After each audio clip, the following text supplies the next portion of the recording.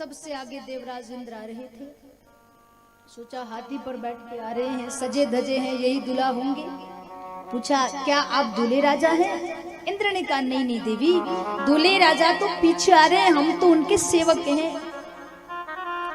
दूसरी सखी कहे सेवक इतना बढ़िया है तो दूल्हा कितना बढ़िया होगा। तीसरी ने कहा कि बढ़िया दूल्हा पाना होगा तभी ना पार्वती ने तपस्या करी है।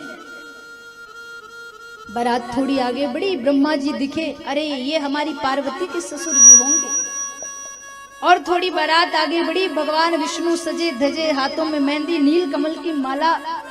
सखियों ने सोचा हो ना हो यही दूल्हा होगा, क्या आप दूल्हे राजा हैं? भगवान विष्णु ने कहा नहीं नहीं देवी, हम तो दासानुदास हैं, जो बाराती आए हैं ना हम उनकी सेवा में आए हैं। सखियां सोचे सेवक इतना बढ़िया और सेवक का सेवक और ज्यादा सुंदर, तो दूल्हा कितना सुंदर होगा। भगवान विष्णु कहे बारात आ ही रही है, दूल्हे को भी देख लेना। जैसे ही बारात आगे बढ़ी, महादेव जी अपने खासम खास लोगों के साथ प्रवेश किए। सखियों ने देखा कुछ तो मूर्छित होके वहीं गिर पड़ी और कुछ अपने घर की ओर भागी। बारात ने नगर में प्रवेश किया तो नगर वासियों ने अपने अपने घर के द्वार बंद कर लिए। छोटे छोटे बालक दौड़ दौड़ कर गए, अपने माँ बाप से लिपट गए। माता पिता ने पूछा बेटा दुल्हा कैसा है? अरे ऐसा लग रहा है साक्षात यमराज आ गया हो। बारात कैसी है? बोले यमराज की सेना जैसी। सब छुप गए। दो चार बुजुर्ग बैठे थे जिन्हें स्वागत के लिए बिठाया था। उन्होंने विचार किया कि मरना तो तय है, स्वागत नहीं किए तो महाराज मारेंगे, किए तो डर के मारे मर जाएंगे। अब इससे बढ़िया है मरना तय है तो इधर ही मर जाते हैं। हिम्मत करके बैठे रहे, बारात का स्वागत किया। पार्वती जी की मां महल से नीचे उतरी और जैसे ही अपने दामाद जी को देखा मूर्छित होकर गिर पड़ी। महल में लेकर के गए, होश संभाला तो लगी नारद जी को गालियां सुनाने। काहे को? रिश्ता नारद जी ने करवाया था। और जब कोई रिश्ता खराब होता है, कोई रिश्ता टूटता है, तो बेचारा जो बीच वाला होता है ना, जिसने रिश्ता करवाया हो, उसकी बड़ी हालत खराब हो जाती है।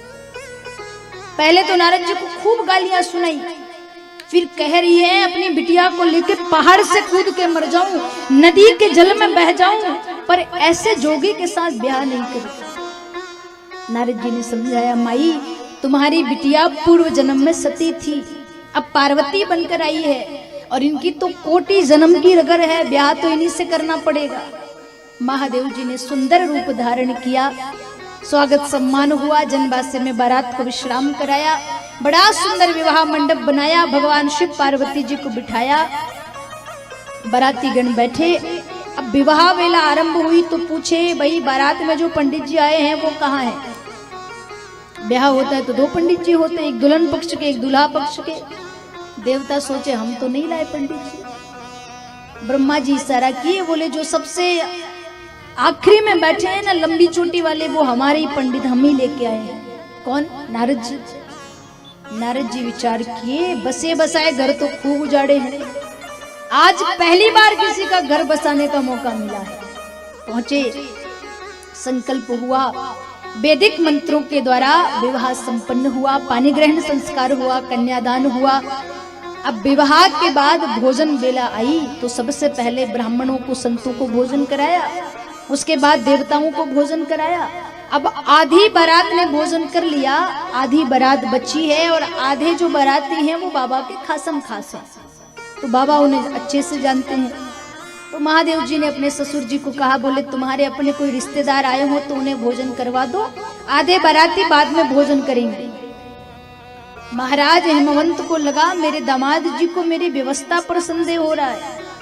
बोले चिंता नहीं करिए, इतना भोजन बनवाया है, आपके बाराती 4 बार भोजन कर लेंगे तो भी बचेगा। महादेव जी कहे ठीक है। जनवासी में एक गण ने जाकर भूतों को कहा कि चलो सब पंगत में भोजन कर ले। भोजन वो भी पंगत में। पहली बार नाम सुने आनंद आ गया, दौड़ते भागते गए। अब जहां भोजन का पंडाल बना था वहां जाकर के देखा कि पंगत में भोजन करते कैसे हैं। तो एक ने कहा थोड़ी देर पहले मैं आया था तो देखा था पंक्ति बनाकर बैठे थे सब, हम भी वैसे ही बैठ जाए। तो टेढ़ी आड़ी पंक्ति बनाकर बैठ गए। बैठे कैसे, जब पंगत होती तो सब एक तरफ मुंह करके बैठते हैं, वो आमने सामने मुंह करके बैठ गए, पंक्ति बना ली। परोसने वाले आए, को मुखहीन विपुल मुख काहू को देखा। तो विचार किया कि जिसके 10 सर हैं उसके पास तो 10 जगह सामान परोस दें, पर जिसके पास एक ही सिर नहीं है वो कैसे खाएगा, यहाँ नहीं परोसे।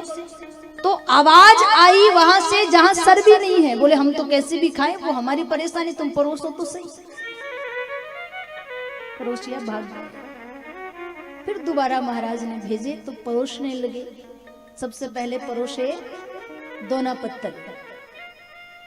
जैसे ही परोसने लगे भूतों ने एक दूसरे को इशारा किया, कोई गलती नहीं होनी चाहिए, पहली बार आए। परोसदारी शुरू हुई, बोले देर नहीं होनी चाहिए, खाने की चीजें तभी तो परोसने। उठा करके दोनों पत्तल खाने लगे। एक पंक्ति में परोस के दूसरी वाली में गए तो एक परोसिया कह रहा है, बोले पहली वाली पंक्ति में एक भी दोना पत्तल नहीं बचा। दूसरी में परोस के फिर पहली में गए तो कहा दूसरी में एक भी नहीं बचा। परोसते परोसते सारे दोना पत्तल भूतों के पेट में। भोजन तो आया नहीं, उसके पहले दोना पत्तल खत्म हो गए। अब भोजन कैसे कराए। महाराज हिमवंत ने कहा कि जो महादेव जी के खास लोग आए हैं उनके लिए बपर भोज होगा। भंडार घर का दरवाजा खोलो, कहो सब पधारो, जिसको जैसे पाना है पाओ। पहली बार बफर भोज हुआ था महादेव जी के ब्याह में भूतों के लिए। अब भंडार घर का द्वार खोला, भूतों से कहा चलो भोजन पे गए।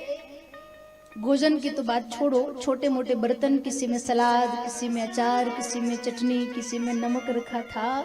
वो छोटे छोटे बर्तन भी भूतों के पेट में चले गए। यहाँ तक लिखा है, संत कहते हैं जहां तक भोजन की सुगंध आ रही थी वहां तक की माटी खोद खोद के खाने लगे। हेमवंत ने विचार किया और थोड़ी देर बाराती रुक गए भोजन के लिए, तो मैं हूं पर्वत पर, मुझे नाला बना देंगे। दौड़ ब्राह्मणों को बुलाया, विधिवत पूजन करके भगवान शिव और मां पार्वती को विदा किया।